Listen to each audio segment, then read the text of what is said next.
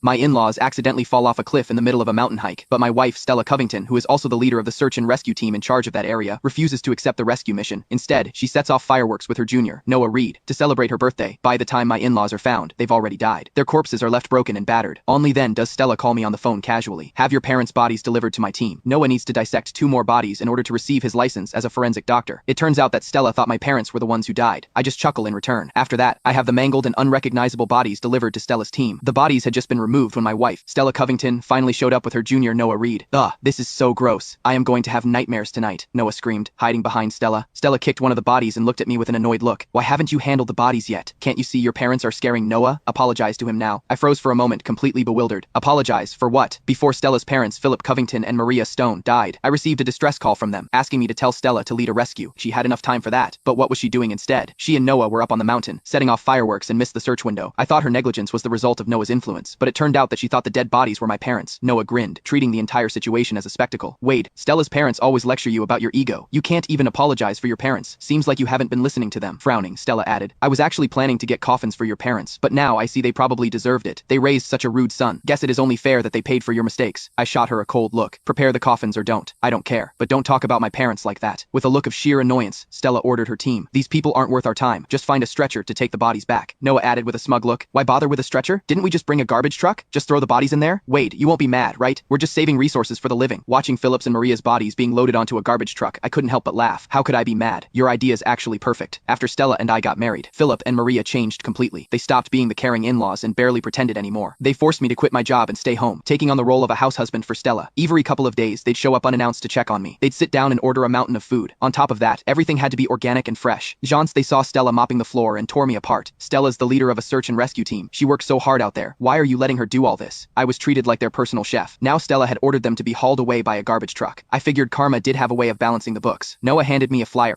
his gaze filled with mockery. Since I found out your parents were dead, I've prepared a little gift for you. Keep it. No need to thank me. The flyer described a funeral service specifically for livestock. Everything was arranged, cremation, an urn, and even a plot at the cemetery, except it was for a dog. When I didn't take it, Stella yelled at me. Cemetery plots are rare these days. You'd better thank Noah right now. He is even helping you with the autopsy. I laughed so hard that tears started to well up in my eyes. Thanks. Once the autopsy's done, I'll make sure to bury them here. As I watched Philip and Maria being driven away in the garbage truck, I found myself genuinely looking forward to seeing Stella's reaction when she found out who was really dead. I called Mom and Dad to confirm they were safe, then contacted a lawyer to draft a divorce agreement. Just then, the cops showed up. We suspect the couple who fell off the cliff yesterday were murdered. Could you tell us what you know? It turned out Philip and Maria hadn't slipped by accident. Someone had swapped their hiking map. Philip and Maria only slipped when they reached a restricted area. They had always used the hiking map Noah provided. No one else touched it. So the real culprit behind